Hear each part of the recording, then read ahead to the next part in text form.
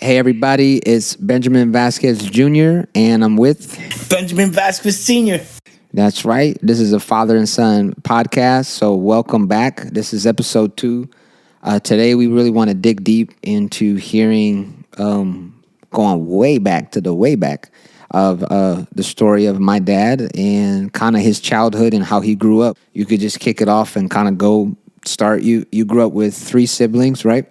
Yep, I had 3 siblings. 2 older brothers and an older sister. We lived in a very small apartment on what my mom could afford. I did have a stepfather being born into this world. She was already with him, never married. So right away, I started, having a dad. So I thought for so many years. So to me, he was my dad. He heard me. My first words was dad to him and papi. And, he favored me over my siblings because my siblings weren't his kids. So unfortunately, they didn't get that love that I got from him. Right. Like, to me, he was my everything. He was my world. He would never leave without me. Like, he would never take us all. Whenever he wanted to go anywhere. Like, those are my memories with my dad. The man that raised me he was inseparable from me. Mind you, he didn't have no other kids. So. Okay. So he didn't have any kids of his own? No. To this day. So in theory, I'm his son. Although he knew it and my mom knew it, my siblings kind of figured it out, whatever. So he raised me. I think he did a really good job on raising me as far as being stern, not being afraid to speak. It's funny, the Spanish people have a saying, no pelo en la lengua. In English is, he taught me not to have hair on my tongue. And that results into me being not afraid to speak right then and there. He taught me not to have fear. He taught me so many good things that probably most likely kept me alive to where I'm at right now in my life. Not to be negative, but on the flip side of things, he also never taught me sports. Never taught me kindness. Never taught me how to debate. I didn't know how to debate with a kid and end it there. His way of raising me was, if somebody talks crap to you, just punch him in the face.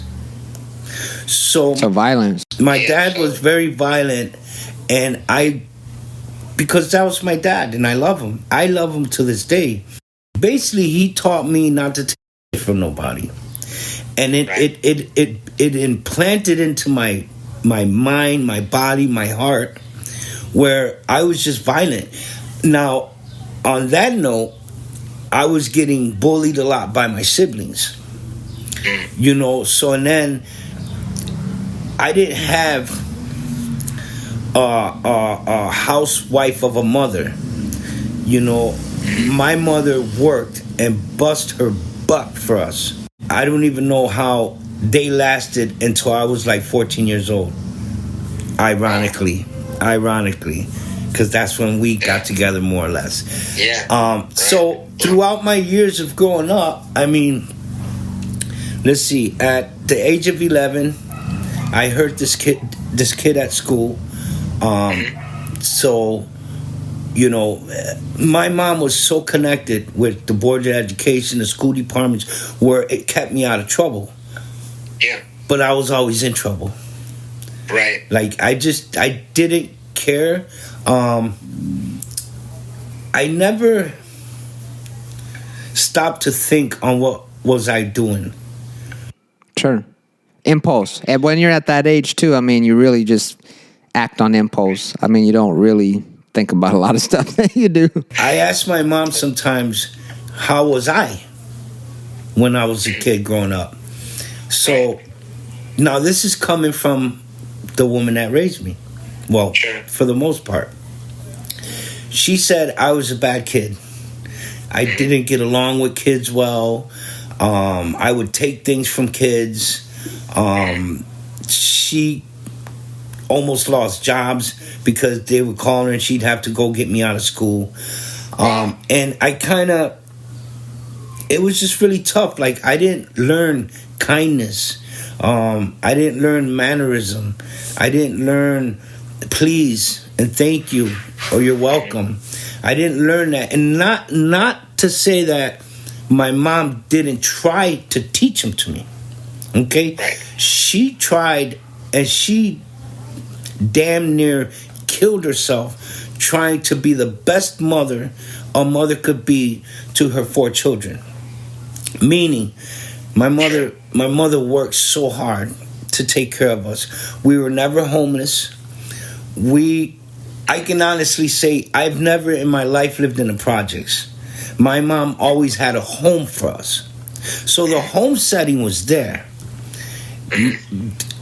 As far as me having parents, because a lot of kids, like you said in our first episode, a lot of kids grow up with a stepdad, but think about the kids that grew up with no dad. So in hindsight, I grew up with a dad. Like, I had somebody. I had footprints. Some father figure, yeah. And he gave me love. The love was not the issue. The issue was that my dad was so mean to anybody and everybody, and he always got his way. Like, he did not care what he would have to do, and that's kind of what rubbed off on me. So by the time I was 13, I ended up getting in really bad trouble. Okay. So they put me in a juvenile detention center, which is basically a prison for kids. Right. Now, I had to do 3 years in there. So 3 years. yeah, so go back a little bit. I was born, I'm growing up. At 11 years old, I got locked up. But it was only for a few months because I hurt the kid really, really bad. I went back home. At the age of 13, so that's 12. So you figure I was out for about a year or so. Then you went back. At the age of 13, there was nothing my mother could do about it. So they locked me up for 3 years. The place was called... Was that on, quick, was that on repeat stuff, or was that you did one really bad thing again and they gave you 3 years, or was that like a stack up of things? It was a stack up of violence, Okay. crime. I used to steal a lot. There's nothing I'm going to hold back in this podcast because Sure. they need to know, when I got locked up, I got sent to a place called Gustavus Adolphus Children's Center. And it was a lockdown facility for kids. The oldest kid there was 16 years old. And it was just crazy. They had a school on premises. They had a church on premises. So it was very trying. Excuse me. It was very trying for me in the beginning because now I'm surrounded by a building full of bad kids. Kids that did a lot worse than me. So it was tough. The first few months, it was tough. And I don't know, I got into fights and I got, in trouble and I got suspended from school. And then it was. Did you make friends in there? I connected with one of them, which ironically, he was from my hometown. So we bonded. And we used to do bad things there, and I shouldn't laugh, but we did some stuff. And Sure. I got a little story, if that's fine. Sure. Story time. So one time I was dating, mind you, I'm like 14 years old. Yeah. Your age when I met you. Let's say it that way. Right. So I'm dating this girl, Antoinette. Nice girl, beautiful. Like I thought I was on top of the world. So this, Was she in there too? yeah, because it was co-ed. They had a whole division Yeah. for the girls. Got it. So this guy, he kind of had his kind of like pack of friends, and I had my pack of friends. I was in a rap group called the Just Us Crew. And so we're going into school, and I was drinking water. So I start walking, and he like tried to clip me. Oh, Like yeah. when you put your foot in the back of Yeah, somebody. yeah, try to trip someone over you. So when I came up, I said, all right. We just started going toe to toe like it was Tyson and Holyfield. And I was so much stronger then. Like stronger. You put my strength with my violent set mind. I was a beast. Yeah. So we're just going at it. People, oh, they fight. So the principal comes and the gym teacher. They knock me down. They're holding me. The principal's got like her body on my shoulder, so I can't move. So I'm like, get off of me, get the F off of me, get that. And Lee is pacing back and forth right in front of her and saying, get off my boy. Get off my boy. And he's bulging up his fist. Next, you know, he gave her an uppercut that knocked her out. Literally. Because He knocked the principal out. Lee looked like a bodybuilder. And we used to, at the gym, we always lifted weights. You know, we thought we were like, he knocked her out. I pushed the gym teacher off of me, got up, went back to fighting until the male teachers came out of their rooms, and I was a wrap. I think I ended up losing like 6 home visits because every weekend the detention center had big white vans that they would take the kids home to their hometown and be the weekend with their parents. Oh, wow. So they took away like 6 months of visit from me. And I didn't care. That's my thing, Benji. I had that attitude, which is not good. I'm not glamorizing it. I talk to God every single morning, and He is my witness, and I thank Him to be my side through all those years since I've been a kid. Right. Never seeing Him for who He is. Because if I would have, I wouldn't be sitting here talking with you, talking into a podcast. My life would have been different. You probably would have been my only child. You know, it's just in a whole universe of difference. Instead, I did what I did. Now, here's some positive to the people. If you do good for a while, they put you in a foster home. So now it's a house setting. You know, they take you from the detention center. They still keep you in that town. And it was in New York. They still keep you in that town. But now it's almost like you got a mom and dad. You got foster parents. And not saying anything bad about my mother. But that's where I learned it all.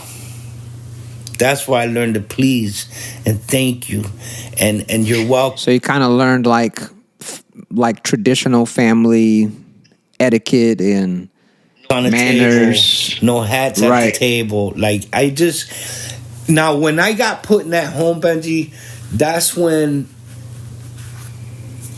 I think at that point is when I started seeing things so differently. Like it's almost like the violence in me started wearing down. It's so hard to explain, but it started wearing down because the Wilsons, ironically, Mr. and Mrs. Wilson, they were so kind. Like my foster brother used to get mad. Oh, and then Lee got placed in that foster home. So now we were back together again. So you had your homie there too. So now we're back. It was 4 of us. Oh, okay. 2 in each room. And so, and then even I was influencing Lee to be good, to don't talk back to the Wilsons. Wow. To when we got to throw out the garbage, let's throw out the garbage. Like why put up a fuss? And so Right. that lasted for about a year. Um,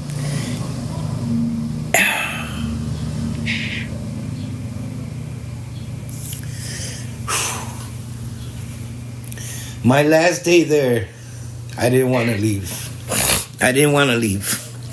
I told Mrs. Wilson, please don't send me back. She's crying, he's crying, I'm crying. And I'm telling her, please don't send me back because I'm going back to the same life. And that's exactly what happened. I came back for about, I don't know, a few weeks, maybe a month at best. I behaved. I did the whole please and thank you to my mom. But then my beautiful loving father took me right back under his wing, and the rest is gonna have to be in the rest of the episodes. Yeah. Let's stop there and let's talk about this real quick because you said a lot of really deep things, and I see you getting emotional too. I mean, you got to be in a very healthy family environment. It sounds like, which is something that you lacked, because you can have in a family environment but have a healthy family.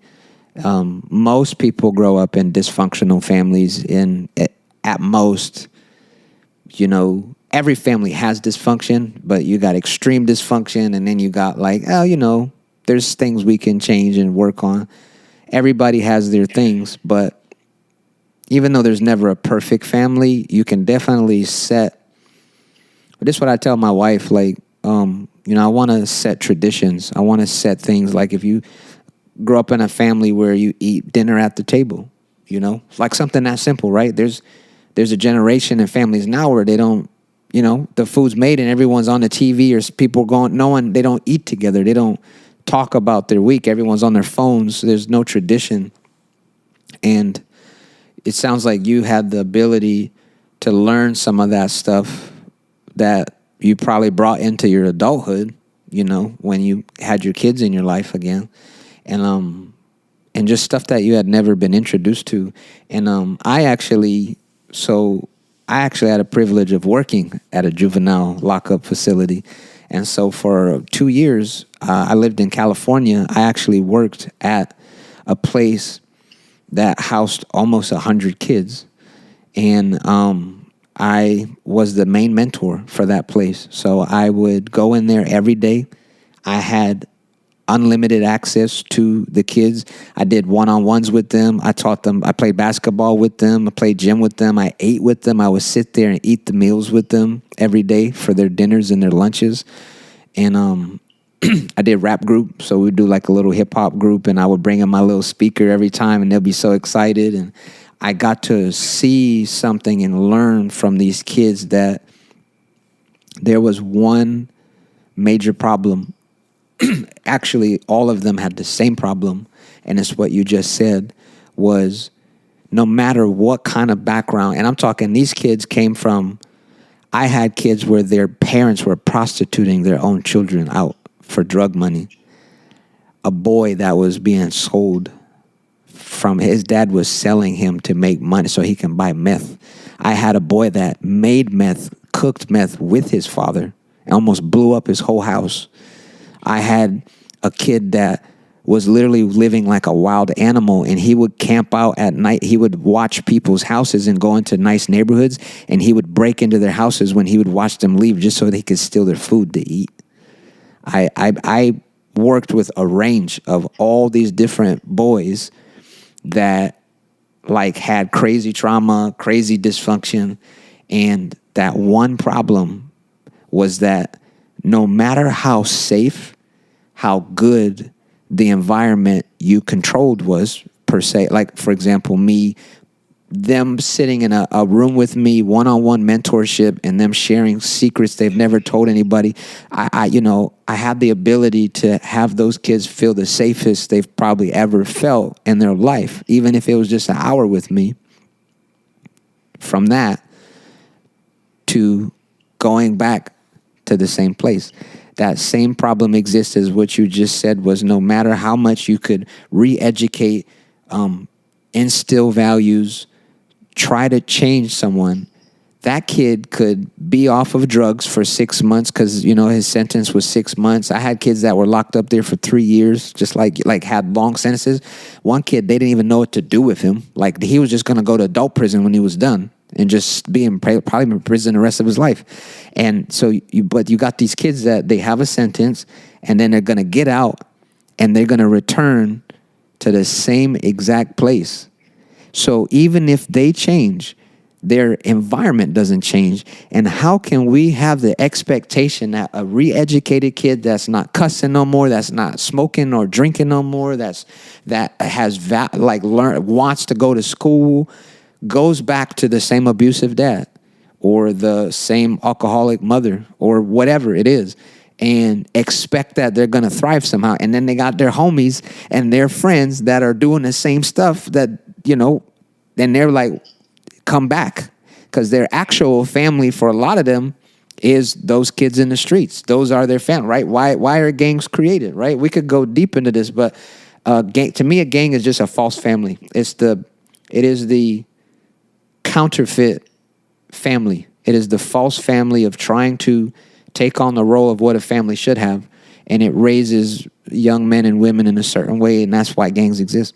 And so this is a huge problem that we have to solve, is that no matter how much you can control an environment or help change a person, if they can't thrive at returning back to somewhere that's safe or change that environment, it's going to be pretty much impossible. And a lot of those boys the kids that I ended up mentoring, guess what? They would get out, and in 1 week, right back again. They were like, hey, yo, man, what's up, man? And they be like, yo. And I'm like, why are you back here, man? And the same thing. Oh, stealing guns again. Stealing jewelry again. Stealing cars again. And so, yeah, all to say, I think this has been something I've been thinking about for a while, ever since I had that job, was how do we, how do you change a parent? Because the kid could come back and be like, I don't want to do that no more. I have the one boy I had worked with, the one that was cooking drugs with his dad. He told his dad, I don't want to do that stuff no more. And his dad almost beat him to death because he wouldn't help him make the drugs. And I mean, it's sad because he wanted to be different, and he actually had to leave that environment and go live with another family member to be safe and thrive. And so it's devastating, because I think these, how do you fix that? I mean, only God can really influence a person enough to really see change and salvation, and people have to want that. But a kid that goes back in that kind of environment would have to somehow influence their families to want to change, their parents to want to change too. Because if not, it's just going to be the same old thing. But here's a question I had. So your stepfather that raised you, do you know much about his background? Like, how was he raised? Did he have a dad growing up? Yeah.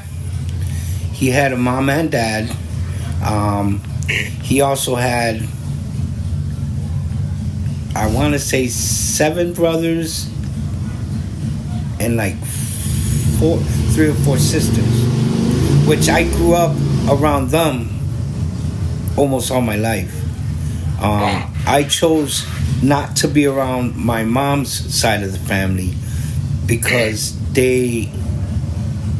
I may have brought this upon myself, but they would treat me so different, and they would treat my cousins like, they're God's gift at this. Except for my cousins just wouldn't get in trouble or wouldn't get caught doing stuff. Me, my luck ran bad, so that's why I was always in trouble. And I chose to be around my dad's family, even after I found out that he wasn't my dad. Now, that's probably the most devastating blow to me. From when did you find that out? I think I was 16 years old. Right when you was born. How did that happen? What was that like? Actually, I was dating your mom. You wasn't born yet. Okay. Well, when they broke up, my mom and my dad. So one day, I'm going down by my street over there in my hometown, and he comes by in his Cadillac. He pulls over and he says, "Hey, my nickname was Benjo. That was his name to me. He never called me Benji. Benjo. Benjo? Yeah, Benjo. Like this is. I'm gonna try and mimic him. He rolled down his window. He says, "Hey, Benjo, Maca." So I turn around. I'm like, "Hey, what's up, Dad?" I put my mountain bike to the ground, got in his car. So for like 20 seconds, he didn't talk. Excuse me. So I'm looking at him and I'm like, "Dad, what's going on?" Then I could see his face like turning into a sat. And at that moment, I'm like, "Dad, what's going on?" Like, I was already at that age. Believe it or not, I was already carrying guns and just had that really effed up mentality in a way of, "Dad, who's messing with you?" You know, like I was ready. I was ready. Yeah. So he turns around and I could see the eyes watering. And I'm like, Dad, now I'm like, "Dad, what's going on?" He's like, "I don't know if your mom told you this, but," he said, "I'm not your father." I said, "What?" I said, "Yeah, you are." I said, "Yeah, you are." He goes, No, I'm not, Benjo. I said, "Come on, Dad." He goes, "Benjo, I'm telling you." He said, "When I met your mom, she was pregnant of you." I said, "No, she would have told me that." He's like, "She should have told you that." Now he's bursting in tears, rubbing my head. What did you do? I'm like, just like, Kind of in shock. I'm like, just thinking like, what a F and B. You know, I can't stand her. And then now he's like, "No, don't talk. You know, your mother's a good woman." So initially you were angry at your mom. I couldn't stand her. You were mad at her? I think to this day, it's a thing in me that I buried, so to speak. Sure. Like, I just buried it because it changed everything for me. Like, absolutely. Literally, it changed my perception on trust. Absolutely. I think that's one of the biggest reasons why I trust no one. Literally. My mom killed that. You felt betrayed. My mom killed that for me. Like, I didn't know what to do, what to say. You know, he's telling me, "Oh, you know, don't talk bad about your mother, this, that, and that." And I'm like, "Screw her, blah, blah, blah." I didn't talk to her for a while. And then it was my sister and my oldest brother that talked me into going to talk to her. Because I just and there was at one point that I literally lived less than 3 blocks away from her. Never went to her house, ignored all her calls, didn't want nothing to do with her. And I would tell my siblings, "If you tell her where I live, I'm going to move, and you guys ain't going to know where I live." So finally, I think it was probably a good year, close to a year, where I just, you know, they were, I had one on one end and one on the other end. You know, my brother, my sister. You know, right. Mommy suffering, mommy this, mommy that. You know, she goes to bed crying, and she got all her rosaries and her candle lit. And so finally I went, talked to her. She hugged me. She cried. I kind of had attitude because I told her. I said, you were hurt. Why you never told me? Like, why did it take him to tell me? She's like, "Oh, I didn't want to hurt you and this and that and the other." I said, "Well, you hurted me because it wasn't his place to tell me that."